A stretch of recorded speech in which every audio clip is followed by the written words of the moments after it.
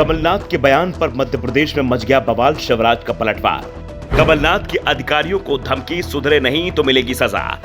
4 महीने में बदलाव का कांग्रेस नेता ने किया दावा। शिवराज सिंह चौहान का ऐलान, चुनाव बाद हम ही आ रहे हैं। चुनाव करीब है, कार्यकर्ता अभी भी घर में आराम फरमा रहे हैं। एक पार्टी जो 20 साल से विपक्ष में है, उसके कार्यकर्ता लड़ते लड़ते थक गए हैं, तो दूसरी पार्टी लगभग इतने ही साल से सत्ता में है, और जब सत्ता लंबी चलती है तो कार्यकर्ता भी लड़ना भूल जाता है। लेकिन चुनाव सामने आ गया है, लड़ाई कांटे की है, मुश्किल लड़ाई है। मध्य प्रदेश में बीजेपी और कांग्रेस के बीच मुकाबला होना है। मुकाबला सीएम शिवराज सिंह चौहान और कांग्रेस प्रदेश अध्यक्ष कमलनाथ के बीच चल रहा है।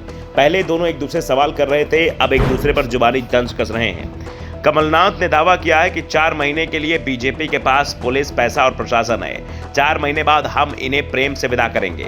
मेरी चक्की बहुत बारीक पीसती है।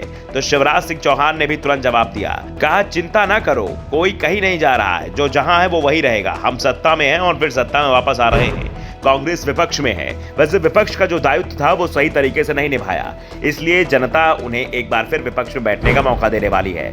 सबसे पहले उज्जैन में कमलनाथ ने कहा, कर्मचारी और अधिकारी कान खोलकर सुन ले, कल के बाद परसों भी आ रहा है। कर्मचारी छोटा हो या बड़ा, पुलिस वालों से कहता हूं कि अपनी वर्दी की इज्जत रखिए। कमलनाथ की चक्की चलती है तो बहुत बारीक पीसती है। कर्मचारी अधिकारी को सर्टिफिकेट जनता देगी। कमलनाथ ने कहा कि मध्य प्रदेश आज घोटालों का प्रदेश बन गया है। भ्रष्टाचार ऊपर से चलता है, नीचे तक पहुंचता है। पूरे प्रदेश में भ्रष्टाचार दिखाई दे रहा है। बीजेपी सरकार ने 3 लाख करोड़ का कर्ज लिया, अब उस कर्ज को पाटने के लिए और कर्ज देना पड़ रहा है। कमलनाथ के बयान पर शिवराज सिंह चौहान ने कहा कि चुनाव के बाद हम ही आ रहे हैं, और ये बात मैं पूरे आत्मविश्वास के साथ बोल रहा हूँ, चिंता मत कीजिए। तो बीजेपी प्रवक्ता आशीष अग्रवाल ने कहा कि कमलनाथ को इतना बौखलाना नहीं चाहिए।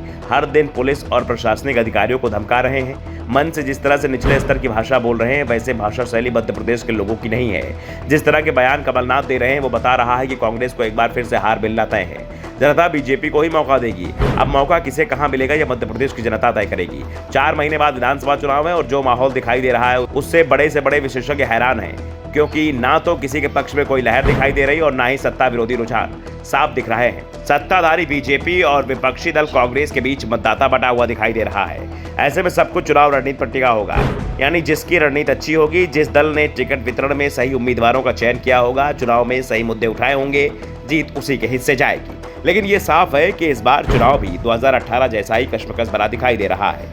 2018 मध्य प्रदेश में विधानसभा चुनाव इतना कांटे का था कि कांग्रेस और बीजेपी दोनों दलों में किसी को बहुमत नहीं मिल पाया था, जबकि यहाँ ना तो कोई तीसरी पार्टी बीच में थी और ना ही बहुत ज्यादा बाकी दोनों दलों से उतरे थे।